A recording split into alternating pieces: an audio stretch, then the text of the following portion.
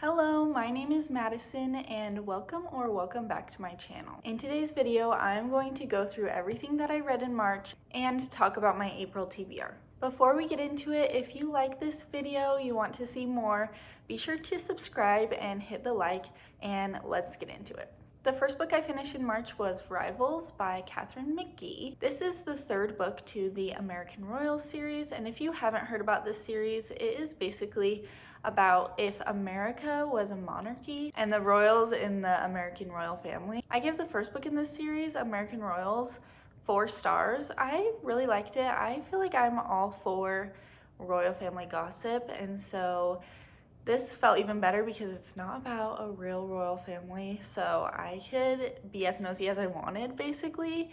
And I listened to it on audio and I thought it was pretty good. I had just a few things that I was like not loving about the characters and about the ending. Then I read the second book. I can't remember what it was called, but I kind of wish I never read that book. I felt like everything that wasn't wrapped up in the first book kind of got skipped over in the second book, and so I didn't really like it. I didn't feel like anything happened in that book, and anything that did happen, it just didn't really matter. But this third one, I was a little iffy on. I didn't know if I was going to like it, but I ended up rating it 3.5 stars, and I felt like everything that didn't get resolved in the first book finally got resolved in this one. But at the end, all the character development that happened in this book was kind of unraveled, and so I'm not sure how I feel about that, but I will be reading the fourth and last book in this series sometime. The second book I read was also on audio. I read Josh and Hazel's Guide to Not Dating by Christina Lauren. If you don't know Christina Lauren, it's a author duo and they write romance books. I have read a couple of their books before. I read Love and Other Words by them, which is probably their most popular one, and I thought it was so good. So I didn't really know what to expect coming into this one because I hadn't heard a ton about it, but I was excited to see what it was about. Basically, it's about Josh and Hazel, and they get together and decide that they're going to set each other up on blind dates, and they're going to do double dates. So they go on a few of these blind dates, and it's just not working out very well. And some of their dates end up telling them that they should probably just date each other instead of trying to do all of this, because it seems obvious that they both like each other. So I thought this concept was really fun, but unfortunately, near the end, there was a trope that I'm just not fond of, and so everything after that, I just didn't love it. I don't want to say that it ruined the book for me because I really liked the characters and I really liked the writing. I think I ended up giving this 3 out of 5 stars, so it wasn't horrible, but if it didn't have that trope, I think I would have rated it higher. Next, I read a book that I actually have on my physical TBR. It's Daisy Hates the Great Undoing, and this is the 4th book in the Magnolia Parks Universe series, and I have been loving them. I think I've given every one of them 5 stars, and this is no exception. I tabbed this one the whole way through. I just love Jessa Hastings' writing. If you haven't heard of the Magnolia Parks universe, I will explain it a little bit. So basically it follows this group of friends in London, and they are socialites. They come from really rich families. The first book follows Magnolia Parks and BJ Ballantyne, and it goes through kind of just documenting their life. This is more of a character study than an actual plot, and people will describe this as romance, but it's about a very toxic relationship, so you need to know that going into this. There is also talk of some explicit things, so I would read the trigger warnings before going into this. This is definitely not everyone's cup of tea, so make sure to do your research about this before starting it, but I loved this book. And I've actually read this one twice. If you like Gossip Girl, especially Blair and Chuck from Gossip Girl, you will probably eat this up. And then the next book follows Daisy Hates and Christian. And Christian is one of Magnolia Park's best friends, and so that's kind of how they're connected. Daisy Hates interacts with Magnolia a few times but doesn't really love her because Christian and Magnolia kind of have some history. But this one follows mostly Daisy Hates' perspective as well as Christian and her brother Julian, and Julian is a gang lord, so it follows everything to do with that. I think a lot of people find this one more interesting because it has more of a plot line, because you have all the different things going on with the gang lord family. Either you're a Magnolia Parks or a Daisy Hates girly, and I'm a Magnolia Parks girly, but I did love them both. I gave them both 5 stars, I believe. And these both follow the same timeline, so they're just in different perspectives, and a lot of different things are happening in both of them. And then we have Magnolia Parks The Long Way Home and Daisy Hates The Great Undoing that also follow the same timeline and following their respective people. As you can see, I tabbed these ones and I loved these ones so much. That kind of gives you an overview of what these are about. I don't want to explain it too much because obviously it would spoil these ones, but I just want to be in this series forever. I feel like this is a series that I'll be rereading a bunch of times. So that being said, I gave this 5 stars. Definitely check the trigger warnings before you read this one, but I definitely recommend it if it sounds interesting to you. Then I read The Divorcees by Rowan Baird on audio, and this was marketed to me as a book about these divorcees that are living in this safe house for divorced women. I think it's set in the 50s. And so divorce was a lot harder to do back then. And so these women will come to this safe house to have support as they are trying to get this divorce final and be around other divorced women and kind of be able to stay there until they feel like they are ready to reset and go on living their life. So I thought this was going to be a fun, spunky, lighthearted little book about a bunch of divorced women all coming together and just having fun with each other before they get back to real life. And that's not what this was. The whole thing about this book felt pretty eerie, and I felt like it was trying to do too many things at once. And near the end, I had this whole elaborate idea of what the ending would be, and I thought it would be so cool. Like, if that was the ending, I think I would have really liked it.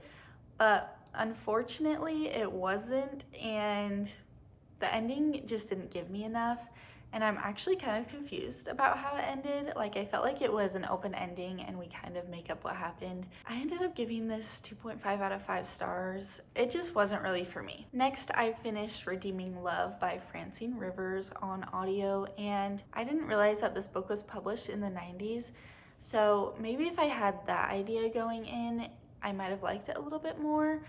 But this is a Christian romance that follows a Bible story. I feel like I can't knock it too much for how the story played out, but I just didn't love it, and I feel like I was expecting more of a romance that I read now, and it wasn't that. It was really repetitive, and I just didn't like it. Like, I don't know what else to say. I ended up giving this 2 stars. Then I read How to Solve Your Own Murder by Kristen Perrin, and I got this as an ARC from NetGalley, and I was excited about the premise and the synopsis that I got, but I didn't really know what to expect. This is the author's debut novel, and so I went into it with a really open mind. So this book follows 2 different timelines and 2 different people. With the timeline in the past, we follow Frances, and it opens up where she is at a carnival with her friends and she gets a fortune, and the fortune ends up being pretty eerie and mentions her murder.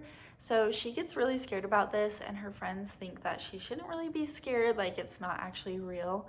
But she ends up dedicating the rest of her life to trying to solve her own murder before it happens so she can prevent it. The present timeline is Annie, and Frances is her great aunt, and she gets notified that she has been put in her Aunt Frances's will, so she has to go meet with her to discuss everything that this entails. When she gets there, she finds out that Frances has been murdered, and she has to kind of figure out what happened to her in order to gain her inheritance. So if you have read A Good Girl's Guide to Murder or The Inheritance Games, or if you've watched Knives Out and loved any of those, this book gives every good part of those all in one, and I really loved it. In Frances's timeline, it's journal entries, and so you get to read along with what Annie is reading, kind of this source to solve the murder and figure out what happened in the past. So I thought that was really fun that we were able to read the journal with her. There were kind of 2 different mysteries being solved in this one,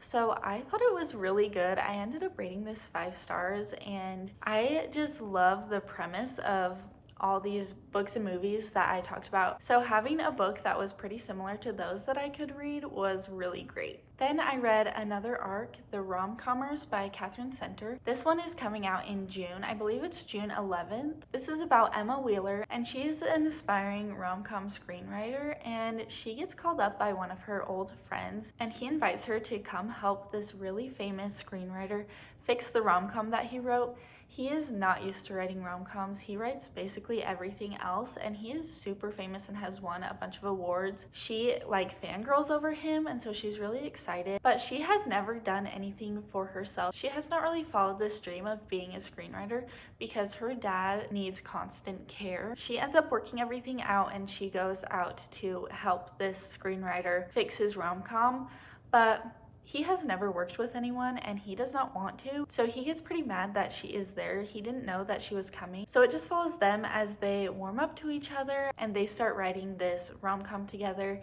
They go on different dates as research, and it's just so cute and fun. This kind of reminded me of Beach Read by Emily Henry with the writing aspect and them going on different dates and adventures as research to write this rom-com. I ended up giving this 5 stars, and this was my first Catherine Center book, but I have heard a lot of good things about her other books, so I will probably read some more of hers really soon. I will say check the trigger warnings on this one as well, just because it has a few side plot lines that go a little deeper and are a little more emotional. But I definitely recommend this.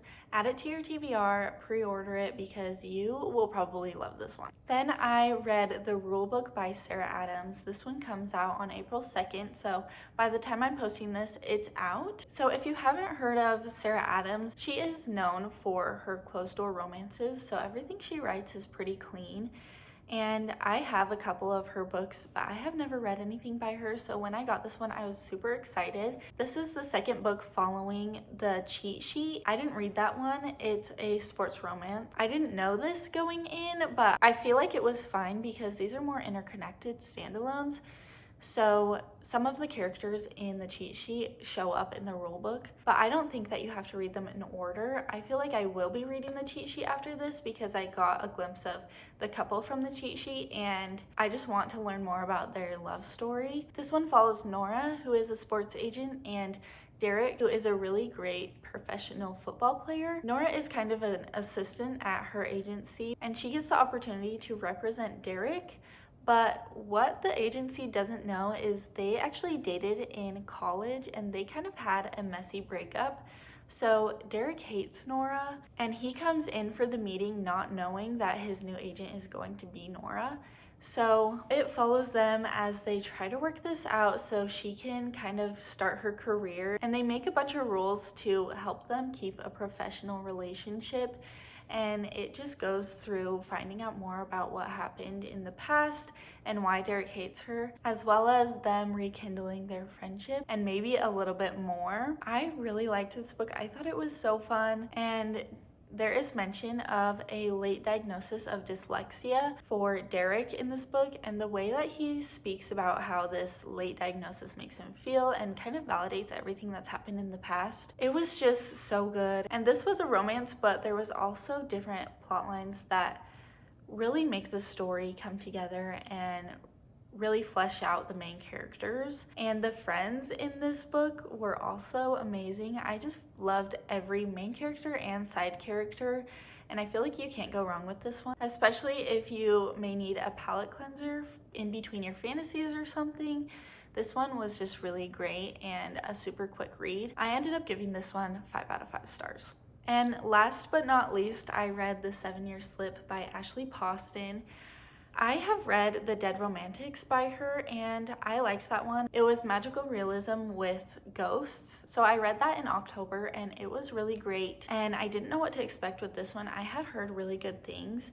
This basically follows Clementine, and she grew up really close with her aunt. She would always visit her in New York City at her apartment whenever she could. And so when her aunt passes away, she gets this apartment. So she moves in, and she grew up hearing this story that this apartment can travel back 7 years in the past. But she didn't believe this because it sounds kind of crazy, and she has never experienced that before. But after a long day at work, she comes home and a stranger is in her apartment. So she is a little confused, but she remembers these stories that her aunt would tell her.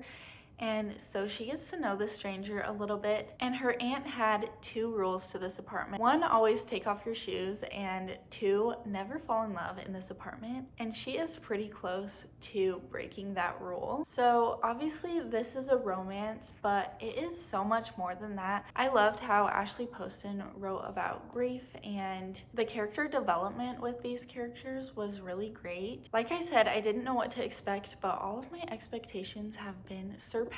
As soon as I finished this book, I wanted to flip right back to the beginning and start it again.